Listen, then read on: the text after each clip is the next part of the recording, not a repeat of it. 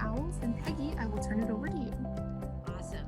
Thank you. And thank you for everybody that keeps coming on. There's numbers just a ticking. So on the sustainability thing, I have to add, we are, I'm working from home today. I can go up to my nature center. We aren't printing tons and tons of paper because you get this recording and you can hear it again. It's just very exciting to see just when you think you're doing things really well that you can do them even that much better environmentally. So it's been a little bit of a stress and strain over the last year in learning, but I don't see us ever not doing some of these. If I were to hold this program at my one of my offices, maybe 10, 20 people would get the opportunity to get there. And this way we're also serving a much larger crowd and reaching a lot more people that may or may not be able to make it to an office. So it's exciting. And I have to admit, I get a little excited. I see a lot of people on here that know that I know that know me, for better, for worse. And it is a topic that I absolutely love. And that became apparent as I tried to pare it down. I did get your questions ahead of time, but just so you know, there was like 70 something questions. And I tried to go back through and make sure most of them were in there. There's a few maybe I missed. So hopefully, if you kind of listen for your question that you've already asked, there are going to be a lot of people on today. So clearly, we may not get to everyone's question, but hopefully, you'll have a viewpoint when we're done and be able to see that some of those things get answered in a different way. I'm going to, because I talk with my hands, I'm now going to take off my video. I like to leave it on for a little bit so that you get to know your speaker a little better. Shut that down so we can get out of the way of my notes. And I have to tell you, I was playing around with this and see if I can get there it is. So I made this screen. So if you're having trouble finding your mute, my mom is wonderful at unmuting and muting on hers, but she never can find the video. It's right next to it. So keep those, if you will. We have a lot of people. It's easier for bandwidth and such to keep things flowing. If you have questions, that chat button is that little voice bubble down there. And then I just wanted to introduce you to Forrest Stump, that is a carved bear at the Nature Center where I work. And he's looks in my window year round, kind of creepy, but just a little bit of helpful. So let's get going. I'm so excited about this topic, and I have been for Hey, some hey time. Peggy. Yes. We have a few requests. If you're able to get a little closer to your microphone or speak just a little bit louder, we're having some people that are having a challenging time hearing you talk. And I did check in my volume. I will try to talk louder, and then double check your volume on your computer too, if you would, and make sure your volume is up as well. And that might help. So I hope I can talk loud enough, long enough for you all to hear me. Thanks for making a note and letting Erin know. And Erin, thanks for catching it. So I am not, I'm a little clever, a little punny, but who do we know? And a lot of people asked what owls we have, and that's going to be the focus on the presentation because we don't have that many. And those who know me know I love to study groups of animals where I can get really good at a complete group. Woodpeckers was one of the everyday environments that I did. And you can know all 7 in the hour. And so we're going to look at these and you're going to know them all very quickly. And I put them here on this chart. So they are birds of prey, they are raptors, they are meat eaters. Some of them are a little more insectivory. They'll eat large insects and such. But I highlighted in kind of a brown color the Fab Four, and I'll explain that in a moment. These sizes, you guys, I looked at so many resources, I can't even cite them. So I took the average width and length. So you're talking, it's actually length and width. So the right number is the wingspan and the body length is the first number. I tried to get the best average I could, but the goal for you today isn't to worry so much about exact size, but look how they descend. We go from great horned owls clear down to the northern saw-whet in size. And I just wanted to make sure you could see that. We have 2 families. It's the order Strigiformes. There's only 2 families of owls. And one is the Titanidae, and that's my favorite, I got to tell you. It's the barn owl. And we'll see that one, and it's got this beautiful heart-shaped owl a face, and sometimes called the monkey-faced owl or the heart-faced owl. And the other family has all the other true owls. And that, so that is it's the Strigiformidae. It's the only other family. There's only 2 families of owls. So the Fab Four, the ones that we have in Illinois full time all year, top to bottom, are the great horned owl, the barred, the barn, and the screech. There's 4 of the 8. The other ones come in our area mostly in the winter and mostly northern Illinois. So for those of you way south, you may only have the Fab 4, but those of us up here in northern Illinois may get a good eye on some of these other ones in the winter.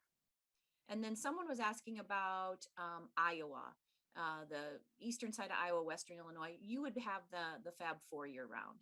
And then you also over in that part of Iowa would potentially see in your, in the right habitats, these other 4 winter guests. So what do we know? I'm going to say, and this is the general owl information.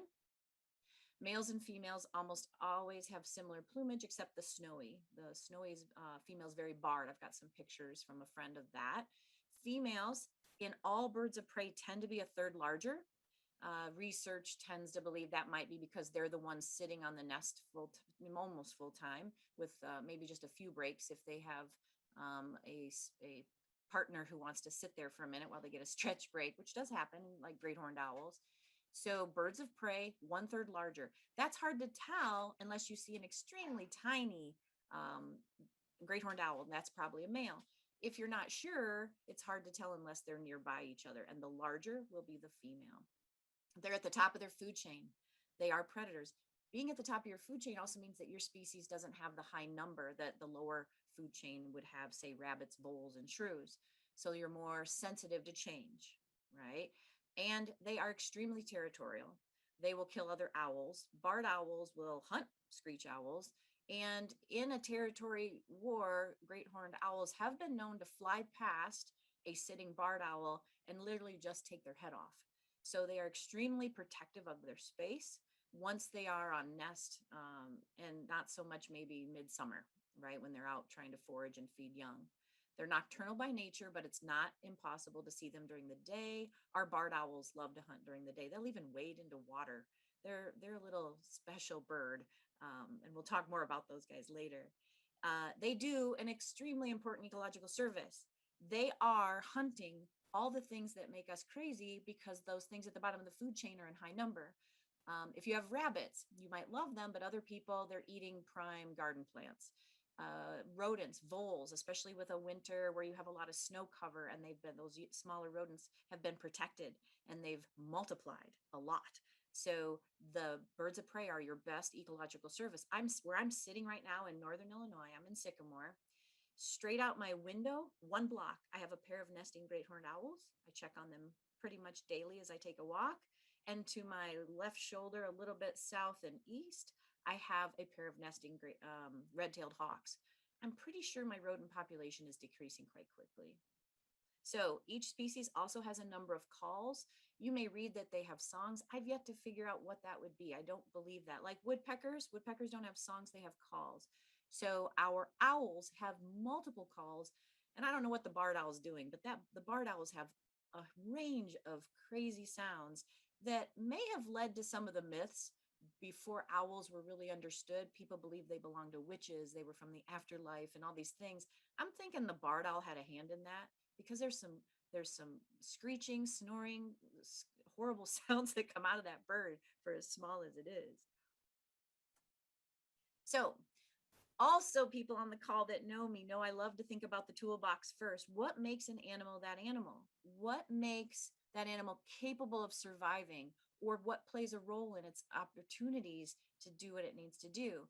Now, we know that owls are great hunters, but the reason they have some clear identifiables. They have safety glasses. They have what's called a nictating membrane, a third eyelid, that when they capture food that's kicking, especially our larger owls that are picking up rabbits or rats or skunks, things that are going to fight back, that nictating membrane creates an opaque like cover over their eye and allows them a little bit of protection in case they would take a kick to the eye.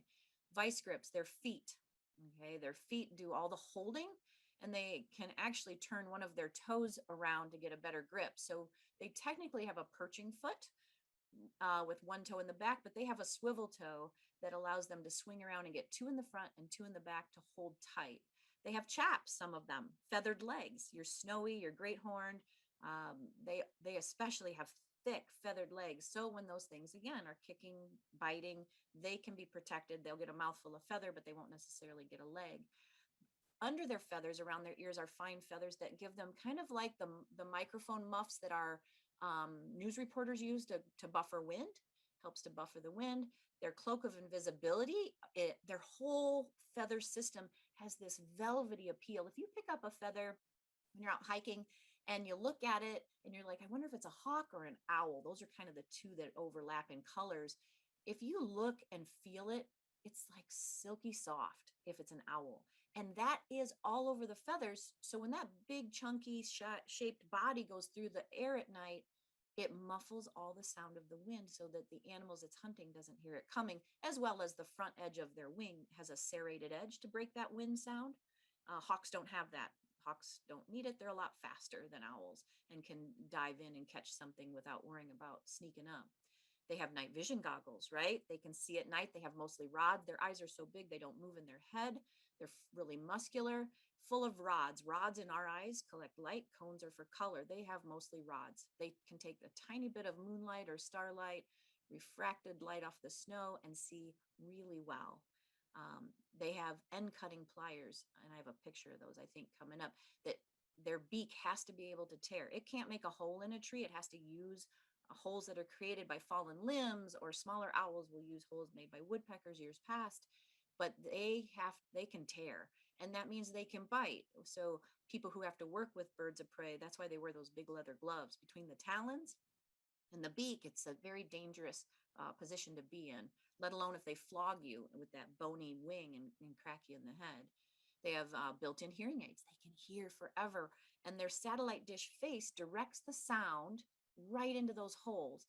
There is some new research saying that they don't believe all owl ears are asymmetrical, but it was believed until recently that they all had asymmetrical ear openings, allowing them, one would be higher and one would be lower, and they can then turn that satellite dish face, capture sound, and triangulate because of that asymmetric listening ability. And then that way their percentage of correct hit is much higher. And I put in swivel because the vertebrae in an owl's neck allow it to turn its head over 270 degrees.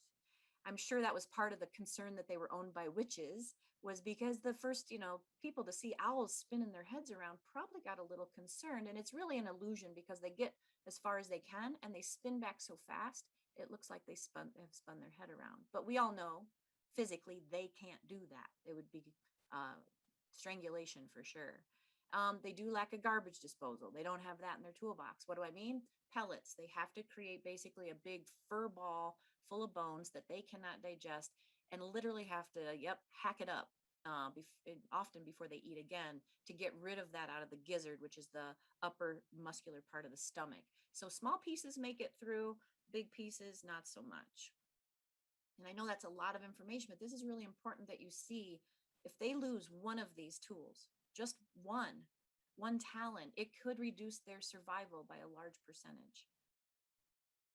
So let's move on and look at our birds while we think about those things, and maybe we'll see some of those tools in the toolbox. All right, so head start to feeding these largest owl babies. They're out now, and you can see they are considered a species in decline. And you're going to find out later it's really based on habitat loss, and we'll talk about that a lot more later. They're considered common. So when we talk about decline, it's usually in specific areas. They nest early. They start calling and courting each other in November. You'll hear the louder male, the higher pitched female, and they love to do duet calls for months and months.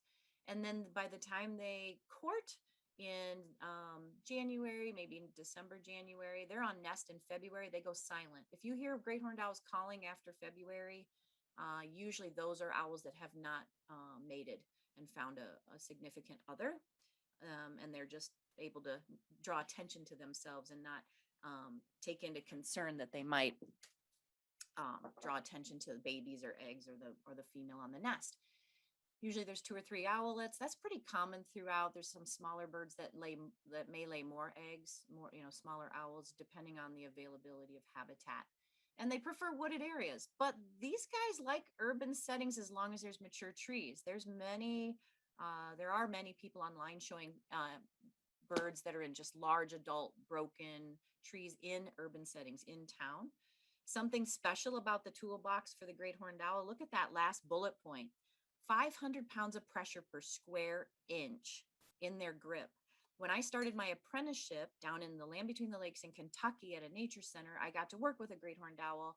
And the person before me that did their apprenticeship had been holding the great horned owl, and something startled it. It was a blind bird, and something startled it, and it flinched and grabbed the glove tighter. And all of a sudden, the person felt that they were in pain. They went to the hospital. It didn't break the bone in his hand. It popped a hole like a paper punch in a tiny bone. The tip of the talon literally just popped a hole, and there's nothing you can do for that but let it calcify in. But it's a good example of just how strong these guys are. They do eat larger prey, and they are, if you have a skunk in your yard, start hoping that you get a great horned owl, which also leads us to understand that, you know, owls don't have a very developed olfactory lobe, so they don't have the great sense of smell that we do, or most humans do, or that dogs do. So great horned owls love skunk, doesn't bother. A lot of times if people bring a rehabilitator, an owl in a box, and say it's a big owl, I don't know what it is, you'll see them smell the box, because they eat skunk often enough. They usually smell like skunk. The male will feed the female when she's on nest and keep her, and he'll actually, like I said, take a few turns sitting on the eggs to give her a timeout. So that's exciting. They only weigh, like, I think it was 2.5 to 3.25 pounds. They look huge. Now, I will say from my experience holding owls and birds of prey on my arm, you don't think that weighs much until you have to hold your arm out that long. You have to hold your arm out because if you're working with birds of prey and you put your arm down, they want to be at the highest point, which is beyond your leather glove and usually on your shoulder. So here's a few pictures. These are pictures from friends of mine, Ken Reinhardt and a friend of mine's husband. They have shared pictures today. You'll see their names coming up on slides. I wanted to point out that far right slide. It looks a little blurry because I wanted to bring it in. What's happening in that owl's eye is that nictitating membrane is coming across, and it's a little opaque. And that's, for whatever reason, it was just the one eye. He must have had needed to dampen his eye or something, but that is what happens. They literally the eyes go kind of blurry looking. Probably didn't help them when people were concerned about their well-being. This is a very serious bird. It's a bird you don't necessarily want to mess with, right? And they will click their beaks. When the owls are upset, they make this like a snap sound. I went out one time because somebody told me at a marsh nearby there were these owlets. There were 3, which is a lot, in a broken cottonwood tree. So I went out with my camera and I found them, and they were peeking out, and I was sitting there trying to quietly take pictures, and I heard that beak sound behind me, and I slowly turned and looked up, and the great horned female had her head tilted and eyeing me and was snapping her beak. So I just left. I wasn't going to take any chances that she might do a flyby with those talons. Kind of made the hair on my neck stand up. But these are such a beautiful bird. Again, the tufts on the head are not ears, and they're not horns. That's just the name given because it kind of looks that way. But those can be laid flat as well. These are actually pictures from last year, right after we went into kind of our solitude. Catty corner across the street in the lot where I now have the red-tailed hawks, we had 2 owlets born. These are actually photos off of my camera. I apologize. I don't have really high quality cameras. Somebody was asking about best cameras. With owls, in order not to disturb them, you really need to get a good camera that has a really good lens so that you don't bother them. Any bird of prey, you need to keep as much distance between them as you can. These were taken from my front yard, right outside my front window. And I had an incredibly wonderful time watching these owlets come to life, if you will. And the thing right now that's really urgent, owls do not have the ability to fly when they end up on the ground. We don't have to save them. You can keep an eye on them. If they look injured, you know, and I'll talk here in a little bit about calling the Illinois Department of Natural Resources. They have a rehabilitator list. But these owls literally are going, the ones down here by me are going to start branching, which is a fancy word for big birds that fledge. before they start hopping around on the ground. But when they hit the ground, when they go to the ground, they climb trees with their talons and their beak. And it looks horrible, but it's necessary. They have to build those muscles in their shoulders and backs and legs before they can take off and truly fly. Are they vulnerable? Absolutely. Dangerously vulnerable. But mom's around, and mom's pretty scary. So if they think there's a dog, cat, or any other animal nearby, they will actually, go down and go after them. But they have to go through this. It's just very hard to watch. So heads up, if you know where there's a nest, you may see owlets on the ground, in this shape right there in these pictures, fuzzy, not able to do a lot. That's part of the process for them. And we have to give them that time to do that. Moving on to the barred owl, Bubovaria. They don't breed till they're 2. They're now starting to get organized to breed. The great horned owls are huge birds, and I'm going to guess part of the reason they start so early is they have to feed larger young. So they want to get a start on the food that's available. The barred owls are a little smaller. They're coming in now, and the barn starting to, have young. And right now there are 2 eggs in a box. I'm going to show you in this presentation in the forest preserve where I work. So the bards are still on eggs while the owlets are pretty big already and kind of like tall, fluffy penguin looking things. So about the same, you can kind of read these parts that, we're looking at. Once they're hatched, you're still looking at well over a month to get them out there and moving around. Again, habitat, they want wooded habitat. The interesting thing about barred owls, they prefer to be near some form of water, river, lake, pond, because they do like crayfish, and they've been seen wading into water to grab little fish and crayfish. So you may want to consider barred owl attraction if you have property that has some form of a water situation on it. We still need to protect any animal at the top of the food chain, even though it says, that they're not considered threatened at this time. It wouldn't take much, to take them into a concerned level, because there's just not that many animals when you get that high on the food chain. So any loss would be threatening to their situation. If there's a major habitat loss, they could be missing from an area where they'd been commonly found very quickly. So even though they're not considered in decline yet, we still want to always make sure we're protecting them. Now, you guys may find these just beautiful. I do too. However, the only time I've been injured by an owl, it was a barred owl. So you can imagine when I see this face, you see beautiful, I see mean. And when I was working in Kentucky, the barred owl I had to work with did not like me. It only liked the full-time naturalist, and she was just swoon over him. But she would do everything in her power to make my life difficult and get my job done. And I had a group of a whole busload of Elda Hostel, a group of seniors traveling through Kentucky, down at Land Between the Lakes, coming. And I had put a stick on the ground where our particular owl would fly off the perch, and as far as she could go, I put the stick so I knew to stand out of range. And I was talking and doing my presentation, and we'd gone to the barred owl, and she gave this low little hoot, and she flew off the perch toward me, but I didn't even flinch because I knew that I was standing outside of that range. And I kept talking, and you know what she did? She threw herself to her chest, stretched, turned her head, and pierced my ankle through my sock with her beak. And my eyes got big, but I'm like young, right out of college, trying to be professional. So I just kept talking. She then flew back to the perch, turned her back to me, and went to the bathroom. And I said, well, the reason I don't hold her is she doesn't care for me, and we don't want to stress the bird. And about that time, this lovely, lovely woman said, excuse me, dear, your presentation is very informative, but you're bleeding really badly, and you might want to go take care of that.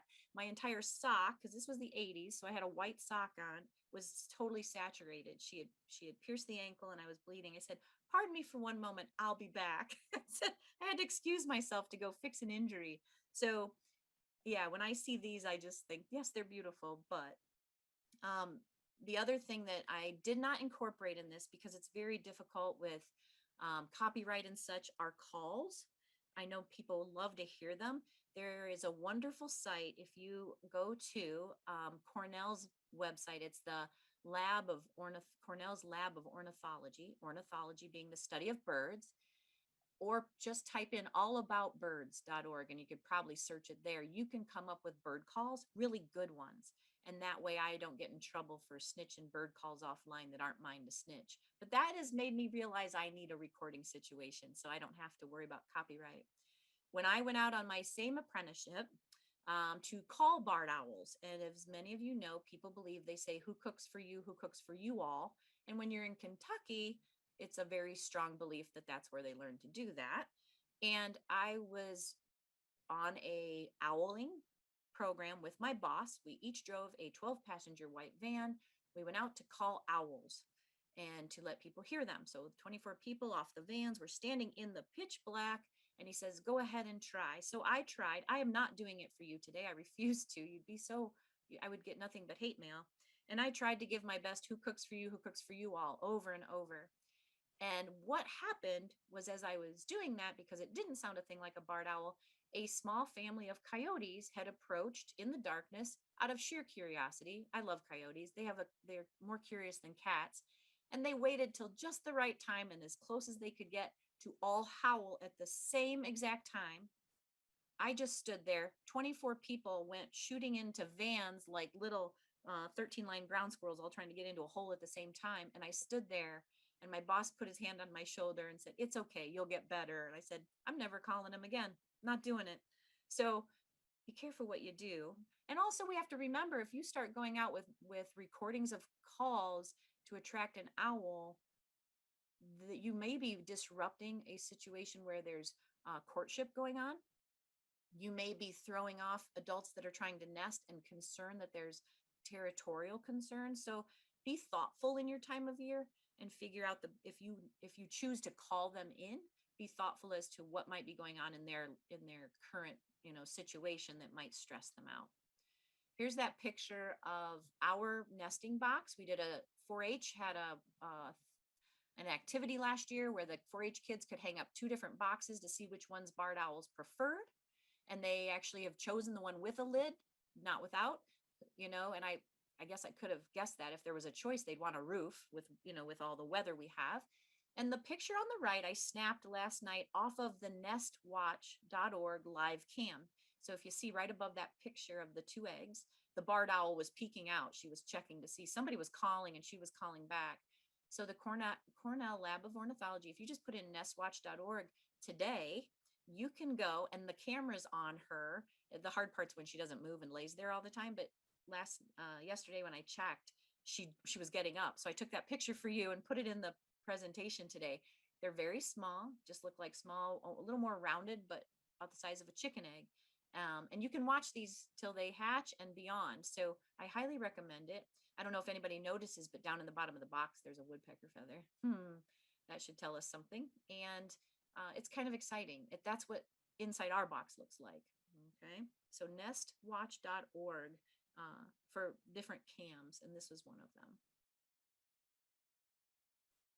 Also, if I should go back, if you want to, we were talking about building nest boxes. People were asking. Nestwatch.org has nest boxes for a bunch of birds, and it has each one of the Fab Four there for you to design a box according to their plan. And it also adds, someone had asked on the questions how high. It has those too. And I think I have that coming up, kind of a picture at the end of the presentation of what that looks like on their site. Barn owls, as you know, my favorite. Everywhere but Antarctica, they are endangered because of habitat loss. They prefer a structure. They prefer to be up in something, closed box, cavity, anything, overlooking a meadow or continuous fields of, say, alfalfa, beans, anything that gives them that feeling of a large meadow. And they actually have 3 to 7 eggs, and that's dependent on the food supply. If they have plenty of food as they're going into courtship and mating, they will lay more eggs because the ability to keep those babies alive will be better. And there's also there is a spot, if you go to the Illinois Department of Natural Resources, put in barn owl, you can find, they actually have a brochure on that where they can, you can get all the information on barn owls. And then if you have the appropriate site, you could then, they give you a barn owl design, they give you more information on it and who to contact. But if you just go to the IDNR site, you'll find it. If you punch in barn owl and barn owl box, you'll get it that way. I didn't have barn owl pictures from friends. I apologize. These are very old. This is my absolute favorite bird. This is the bird I worked with. That is the 80s version of the person you're listening to. No comments. You know, big hair was the thing, right? Pilot glasses. But look at the gorgeous feathering on this animal. This bird is so feather light and so tiny. And he and I had this great relationship, and just every day he was excited to see me. And they do this bobbing thing, and he can turn his head all the way upside down and look at you. And it's the darn cutest thing in the world. And this is where it started. This is like 1988. And I fell in love with owls that long ago. Because I hadn't, in college, you don't get to work with animals, you only get to talk about them. And every day when I would open up the back door of the nature center, if someone else had already gotten them out for the day, this was my apprenticeship. I'd look out and, hey, buddy, and he would make the sound of air coming out of a tire. That's their social thing. It's like, psh, psh, just beautiful. And people would tell me that when they're very scared or upset, they have a scream that sounds like it's a high pitched woman like scream being harmed. And I'm like, boy, I don't know. And sure enough, one day I was putting him back in his mew. A mew is where we keep raptors at night to keep them safe in their own little apartment. And I was right by the mew, and the coyote I worked with, his area was right next to the mew, and he had been laying there and I didn't see him, and he jumped up, and the barn owl was sitting on my shoulder at that time and turned directly into my right ear and did that scream. And I literally dropped to my knees, and I had cotton in my ear for days. It hurt so bad after he did that, and my hearing was off for like almost that whole next week. Yes, they can scream. Again, probably part of the reason people were terrified of them before they understood them. Because if you're walking through the woods at night and you hear that scream, I wouldn't stick around, right? We wouldn't want to find out what that was about. So the next of our four, our last one, is the eastern screech owl. They are in decline. They need cavity nesting opportunities. They love old woodpecker holes. They love old dead trees. And what do? We clean them up and cut them down. If you can keep a snag on any property you own that's not going to fall and damage your property or a person, we highly recommend it for so many wild animals. And this is part of the problem. They love the forest. They love woodlots. They're very urban friendly, but they need those trees and want a space to nest. They very much love cavities to nest in versus on top of anything. They eat mice and songbirds, as well as large insects. In the winter, it's almost all mice and songbirds that these little guys take. They do come in a couple colors. They come in gray and what are they? They said red. We used to in the 80s believe that there were three morphs. We call them morphs: red, brown, and gray. But now they've clearly, when I did some checking for this program, they've reduced it to the two. So I guess they have red and red brown maybe. There's a little screech.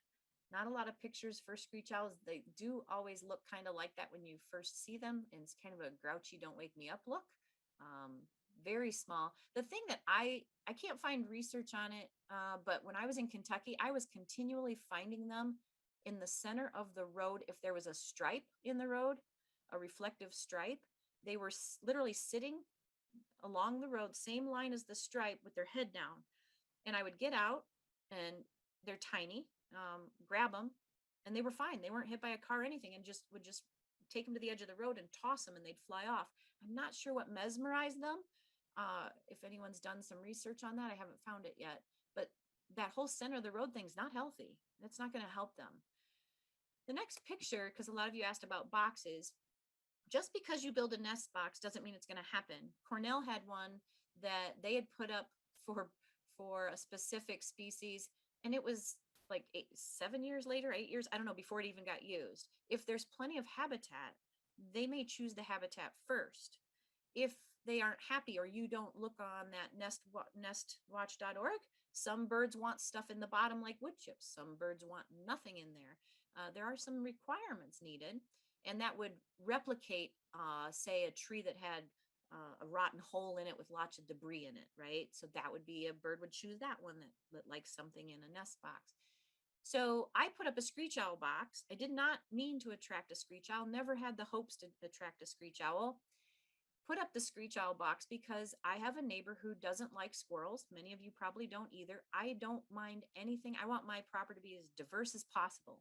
and I really like the fox squirrels. So to protect them from him, he's a wonderful man. He's a farm guy, and they're rodents. So to protect the squirrels, to try to keep them in my yard, I put up my screech owl box for the squirrels. Now, eventually, as you can see, I got them. Those are the babies born that year. They're cute as a button. But right before the squirrels took it in the spring, I actually got a screech owl right for the Christmas bird count. Audubon does this Christmas bird count. And I got a screech owl on the Christmas bird count, and then it left. So I did get a picture. I couldn't find it for you today. But if you put up something, just be glad anything uses it. And in time, it's going to rotate out to be different things. But it was funny that once I had squirrels, then I didn't want squirrels. I wanted the owl back. But then I had to remember the purpose that I even wanted was squirrels to begin with. So just remember to be patient. If you put a box up, it won't necessarily happen right away. Those were the Fab Four. So we had the great horned owl, then the barred owl, then the barn owl, and then the screech owl. And that is in size order, big to little. Bigger birds live longer than littler birds. Condors live a long time. Hummingbirds live 2 to 5 years. Same thing. Our other ones that visit us. So you already, look at how much you've learned already. You already know all the permanent resident owls of Illinois. And now the other owls, the other ones, right? They're cool, but they are usually dropping down out of the northwest to come in for winter, to find food. So they're a little bit migratory. If they have an easier winter up north, they may not come down.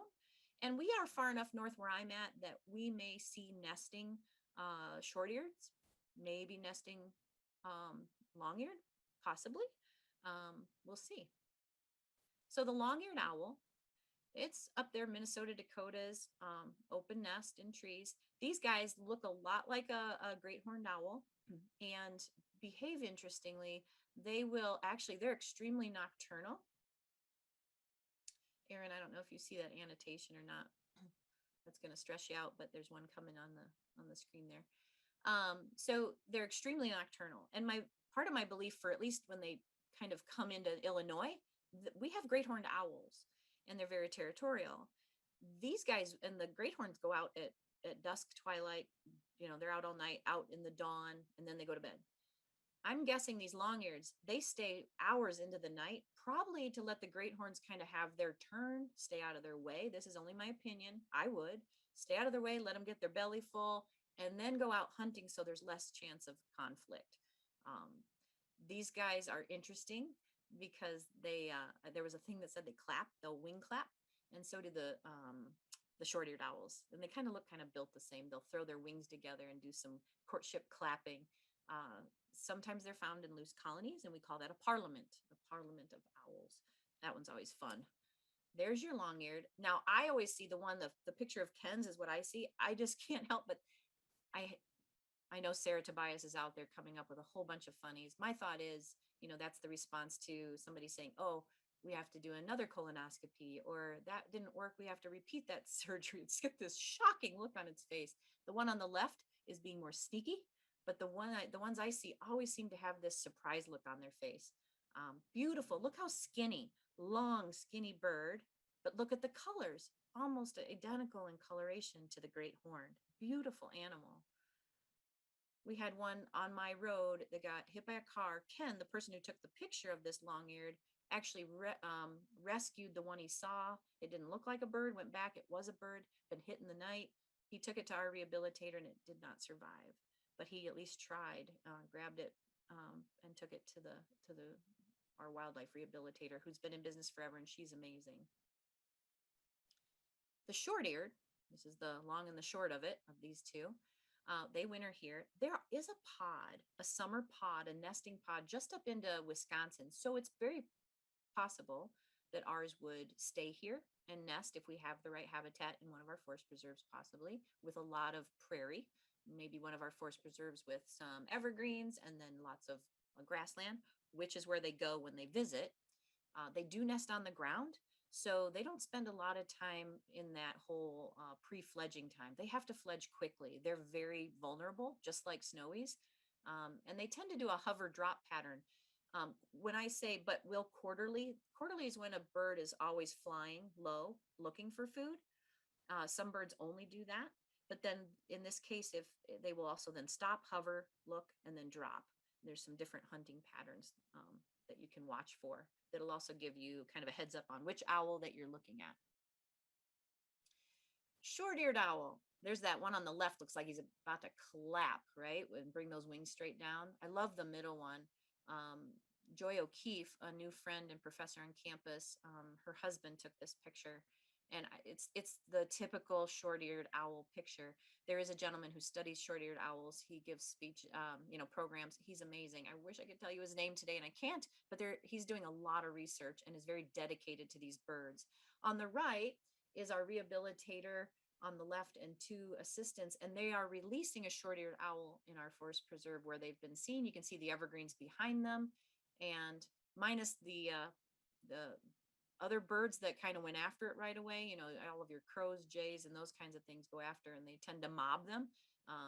It was released in an area where at least it was familiar and could at least eat, if it can just avoid the getting picked on.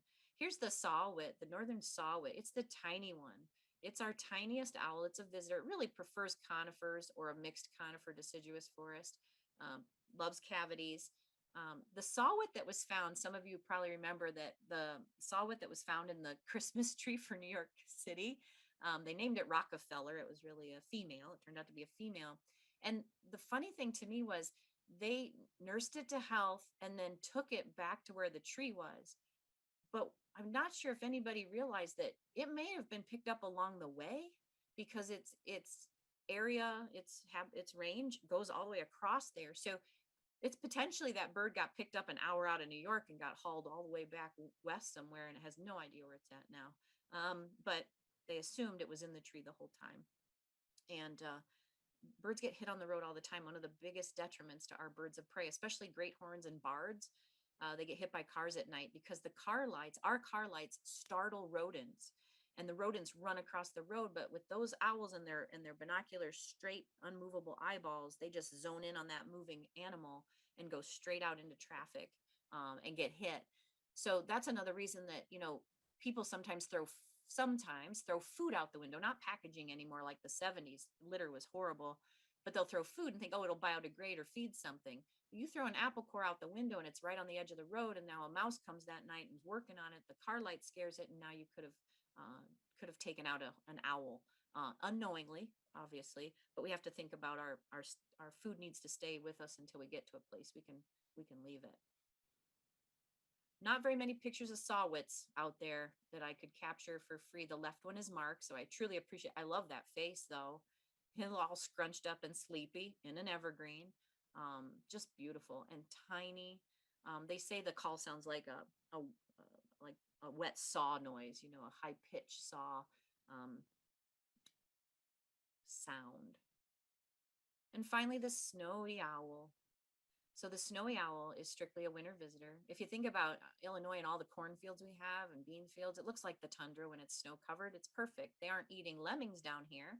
But if there's a lot of competition going on up north, or if it's really, really cold and difficult to find food under the snow cover, these guys are migratory to that degree. They'll go until they find food. We are having in DeKalb County snowy owls all the time.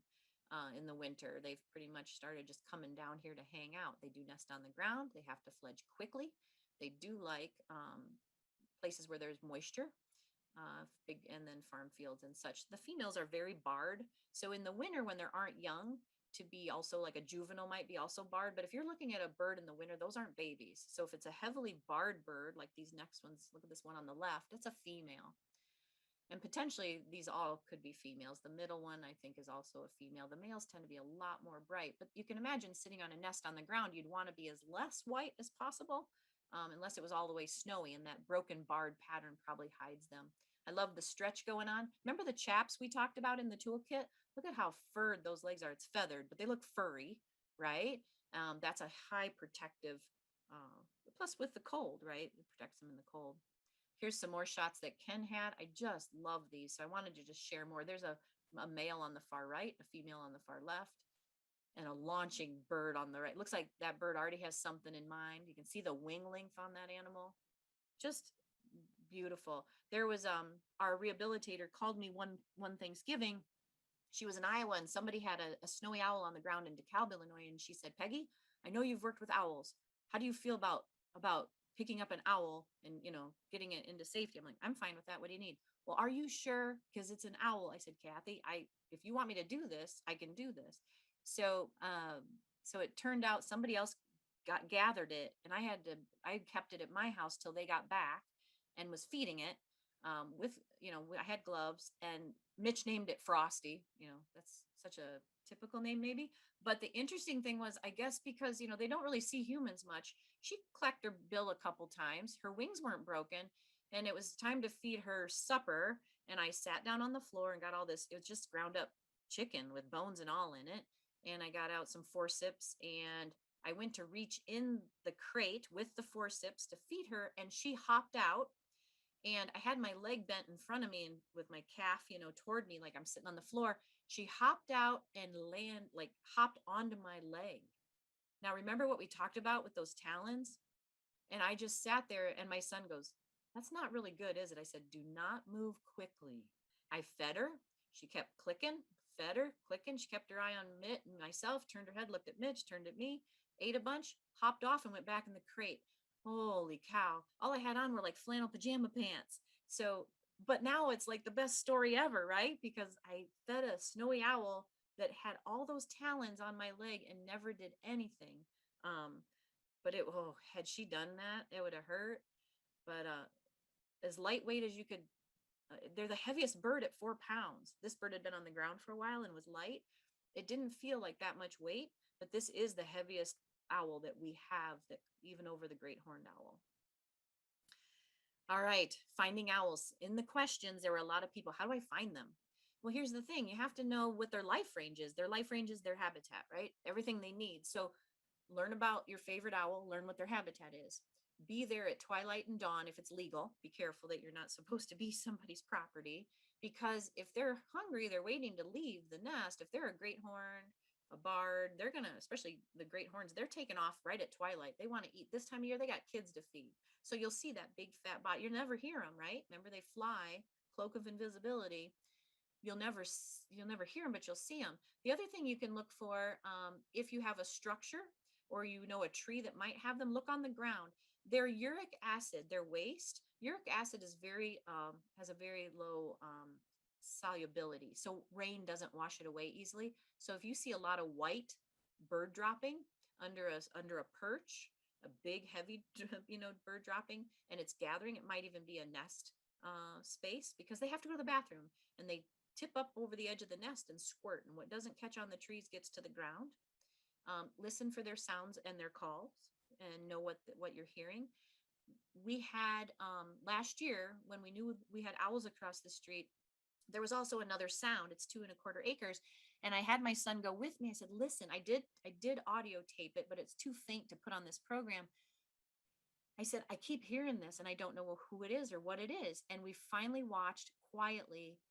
It was the call of the female, and it was going into evening, and he'd been evidently gone out hunting because they were feeding these big babies. It was her call for him to come and to feed them, that either it's an all clear or we can't wait any longer. The kids are making me crazy. And I'm hearing it now down the block. So if I sit in my kitchen and look out my window at dusk going into twilight, or if I sit out back like I did the other night, she makes this sound for about 10 minutes at the most, and he's coming across the field and he's got something in his mouth. And it's this real pretty little whoop, whoop. So if you're out hiking looking for owls and you hear that right now, this time of year, it's just the prettiest little whoop. You wouldn't think it was an owl. And that's her letting him know she needs him to get back with something to eat. He's wasting too much time at the grocery store.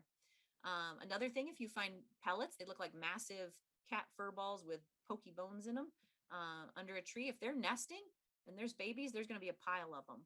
I actually have some from last year's owls saved. Haven't taken them apart yet. And then anytime with our bigger owls, especially your great horns, you're going to find fur, ears, legs, something that didn't fit down their throat. A lot of our owls are hunting and eating things whole, right down the hatch. When you get these bigger birds and there's squirrels and rabbits up there, skunks, there's going to be parts and pieces that are down on the ground that don't get, or when they finally get kicked out of the nest from the kids picking at them and learning. So let me see here. Hold on just a second. Finding owls. Oops. And there's the other one. I guess I did them twice. I was going to delete that other side. The other thing on here that I had was, there was one more piece. That's why I saved this one. No, maybe not. Maybe we got them all. So here's a picture. So the left photo was from my son Mitch when he went to Argentina. Remember, barn owls are on every continent except Antarctica. Look at the uric acid on the wall. That's a perch. That's consistently being used, and that's our little barn owl species. This is a, this is a snowy owl getting ready to hack a big old pellet. We call them a pellet, right? And they do that a long time, working that thing back up out of their gizzard. And on the right, that's mine. I just took this picture. Like, that's why I was a little bit late coming on. I'm like, wait, I have an owl pellet. That's a great horned owl pellet. Oh, I know that only because I found it in a quarry, and the person said they have a great horned owl and they're so territorial. There's nobody else that's going to be there or hack up something that big. Those two pieces were together. That all had to come back out before it ate again out of the gizzard. So I thought that was kind of cool, as things go for people like myself. And then I also have this little one. This was out of my backyard years ago, and I cleaned this one. There's a penny in there for scale. If you ever need to send somebody a picture and say, what is this? Always throw something in there, a pencil, penny, anything that gives us reference. And then the jawbone out of there is 2 inches. So I'm guessing that was in a pellet. So I'm guessing that was probably a great horned owl years ago, still in our neighborhood here. And that jawbone, I haven't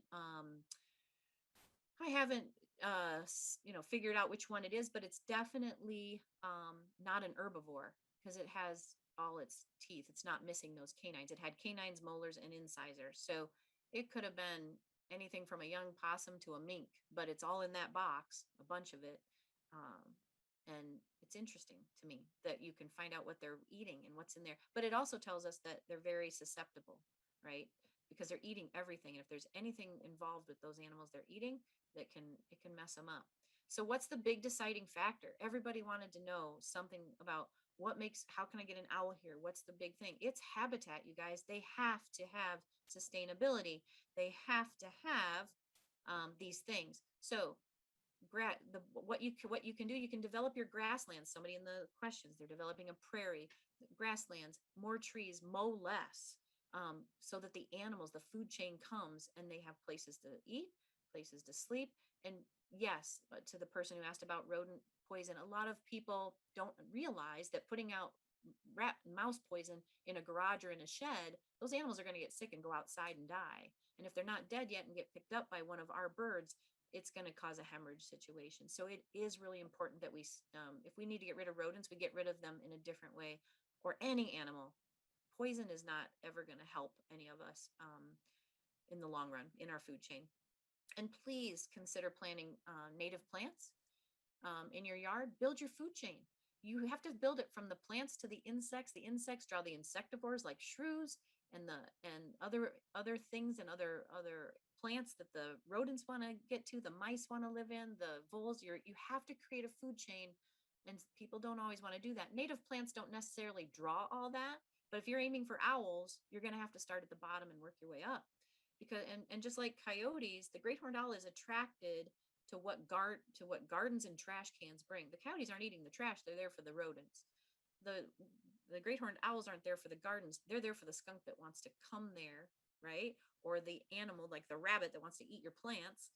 They're coming for what is there, not for those things, but that's what draws them. All right, so really quickly, for those who asked a lot of questions about Nestbox, this is on that nestwatch.org. You don't have to put that whole link in right there, but if you, I believe if you hover over it, you might be able to control click it. But I just wanted to show you what's on here. They show you the animal, you pick your bird, your owl, shows you the nesting. And then the question somebody had was how high up in the air. So right after that, they actually, let me get back over to my other screen here. They actually show you that entrance hole size, height, anywhere from 10 to 30 feet, spacing between the boxes. You don't want competition, how deep, which direction. This is a fantastic website. And then you can pick what you want. Okay. So I talked really fast because there's like, so it's so exciting. These are just amazing birds. So they also had additional tips on the frame below this one, and you could do everything you wanted to for any of the Fab Four, but you're not going to build a nest box for the ones that come in. They're not nesting here; they're visiting. So you really only need to focus on the Fab Four if you want to draw them year round. Now, built in, time for a commercial break because I have been talking so fast. What I would, as I tell you about this program, I'm going to ask you, in lieu of going on to another site to do another survey, I'm going to tell you a little bit about. I asked if I could talk about my WeNat program. The person who helps me with that, Judy Hodges, on this call, my amazing partner in crime for developing a program for little people. So I'm going to ask you these next questions, but then while you're thinking about these questions, I'm going to tell you a little bit about that program in case you're interested in it for people in your world, grandchildren, nieces and nephews, children in your neighborhood, summer education moments. I'll tell you a little bit about the program, but in the meantime, when we evaluate for extension, we're looking to see if we made any kind of difference at all, if we shared information at a non-research level, made it digestible, if you will, for you to gain information and take it where you will. And I highlighted what I'm looking for. And you don't have to do this, but if you want to answer one, two, or three of these in the chat gets saved. Did you learn something new about Illinois owls today that you didn't know when we started? Are you going to do something? You know, we always look for action. Are people going to take what we give them for knowledge and do something with that to help themselves or the environment in this case? And then do you feel like you could share some of this with others? Did it make sense enough that you could go to a neighbor and say, so this is what I know, right? So while I'm sharing about the WeNats, if you think about, did you learn something? Are you going to do something? And would you share something? That would be huge while you're considering that in the chat. That would be awesome. And then the WeNat program. So Judy and I put together a We Naturalist program for 4 to 7 year olds, and all of them are completed but one. And May is coming up, and you can see the list of choices and what they look like. And what you can do is register for these. They are $5. It was my only attempt at cost recovery during the pandemic. But for $5, you get what we usually do in person each month. You get a lesson that's based on a story, and you take that story, and then we do a hike. I have a little WeNat trail. It's just me doing the actual videoing and just editing. It's very organic. It's just Miss Peggy and the child watching. The nice thing is the videos are split. So if they're tired after listening to the story, they can wait and do the lesson and listen. And then the thing that I love is I go different places. I've read the book. I read the book by a huge tree with the beavers had chewed on when we talked about animal tracks. I did some Venn diagramming on this dirt is misplaced soil, and we looked at different soil. So if you're interested in that, you simply would go to my unit webpage, which is for Boone, DeKalb, Ogle counties. So if you put in Illinois Extension, Boone, DeKalb, Ogle, or so, you'll find us. And our page looks like that. It's a beautiful page. Thanks to Judy keeping us looking beautiful. And right below that on our main page, see my little arrow there? You just go down, and that WeNat box, this is a slider. It moves, but if it's not where you want it, you just click these little back and forth buttons. You're looking for the We Naturalist. And then when you hit the We Naturalist button, it'll take you right to the registration page, and you can register for one, for none, but if you're interested and you have kids, teacher friends, this year for teachers could do it for their whole classroom. For $5 a lesson, you can do all 7 of them, for what, $35. So if you're interested, I wanted to throw in a commercial break while you considered some feedback in the chat there today, and letting me know if that met your needs, if you feel like you could tell people about what you learned, etc. And finally, and the most important thing of the day, is one of my favorite people in Extension, right alongside Judy, is Erin Garrett. She's our host today, and she is doing shade gardens. I absolutely love this picture of her phlox, or somebody's phlox. They're gorgeous. So May 13th, she will be offering this just like we're doing right now, and she'll be offering shade gardens, native plants, ecological benefits. This is the base for building an owl habitat, right? This is just what we talked about. So if you want to, you can sign up. You can go to that link right there at the go.illinois.edu/shade natives, or you could go to Everyday Environments on the State University of Illinois Extension webpage.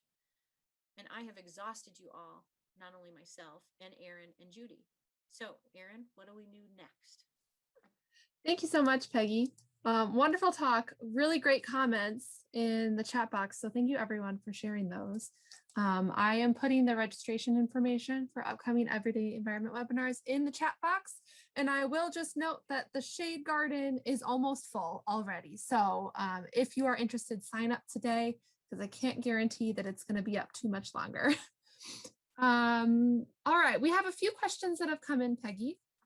And I'm just going to take a couple of them since we are a couple minutes after 2. But do you have any information to share about interactions between owls and bats? Do you know if there's any research or? Some owls eat bats. Okay. Because they're out at night and they're mammals, right? It's a small mammal. It just happens to be a winged animal. I'm pretty sure the barred owls eat them. I don't think, I don't know if the screech owls would. It's possible. The barn owls tend to focus mostly on voles and field rodents, but that doesn't mean, but yeah, they're basically, that's an interaction that becomes predator and prey. Okay, great. And then someone was asking if you've heard of owls going after small dogs, say in their backyard, or if yes, in general they'll leave them alone. That's actually a good question, and I meant to bring that up. The time of year when people struggle with chickens, pets, is fall. Now the parents quit feeding things like large baby great horned owls, and once they fix on something, they wait there. They'll sit there and wait. So if you have free range chickens, fall's not the time to let them free range. I had a friend who said, no, it can't be an owl. I said, no, it's an owl, because their MO is to, like for chickens, they open up the back of the head and neck. I said, that's an owl. That's an owl for sure. He set a live trap for a mammal and caught a juvenile great horned owl in a mammal live trap with one of the dead chickens. So, and once they see that, they don't know how to, they just assume there's always going to be food there. The other example, my niece is a vet technician, Basset Hound puppy, brand new puppy, took it out that evening to go potty. A young great horned owl tried to grab it and injured it. Now what the vet doesn't know is the owl now goes back to the perch and says, hey, there was one animal there. Maybe there's another one. I'm going to sit here and wait. They got home from the emergency vet clinic. She took it out to potty. Same bird came down and now split its ear in half. Back to the emergency room. So yes, they are, but mostly it's those young, incompetent hunters. But it isn't out of the question. Barn cats, everybody blames coyotes for everything. And there's a lot of things that happen that are great horned owl related. Great horned owls, it's too easy. Cats are too easy. So barn cat, barn kittens easily. You cannot remove, there was a question, legally you have to have a permit to remove a bird from your area that's eating, you need a nuisance permit. And again, you can go to the Illinois Department of Natural Resources, their website, and get a nuisance permit. All of our birds are protected by the federal government. And it is a hefty fine if something is found out that you've harmed them in any way. So please do it correctly for the sake of the animal and yourself. But yeah, small pets can be, specifically that time of year, I'd be careful, and if it's at night, put them on a leash, just to be safe. And this time of year when they're trying to feed those little babies, right? So good question. Great, thank you. You answered two at one time. Nice. So I'll just do one more just for sake of time. Yes. Someone asked if owls are attracted to pine trees / do they nest in conifers? And that there was one, and I can't remember the name that you were talking about in particular. They do like conifers. Our great horned owls that nested here last year, behind me now a block away, are in conifers both times. Big white pines. The cover those provide in the winter with the wind, is pretty solid. Now, if there was a big hole in a tree, they might choose that because it would be completely covered. The hawks used to be down there. So basically they've switched spots. The hawks moved, so the owls took their nest, and then they're not great nest builders. They pretty much have to have something in place. And the branches of a pine tree kind of make a nice funnel to hold them with what little they can create for a nest. Great. Well, thank you so much, Peggy, for, again, a wonderful presentation and for answering those questions. Thank you to all of our participants who joined us today.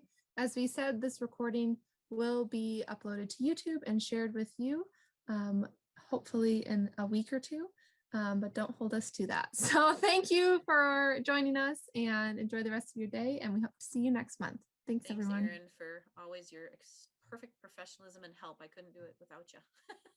Not a problem. All right, Take care, everyone.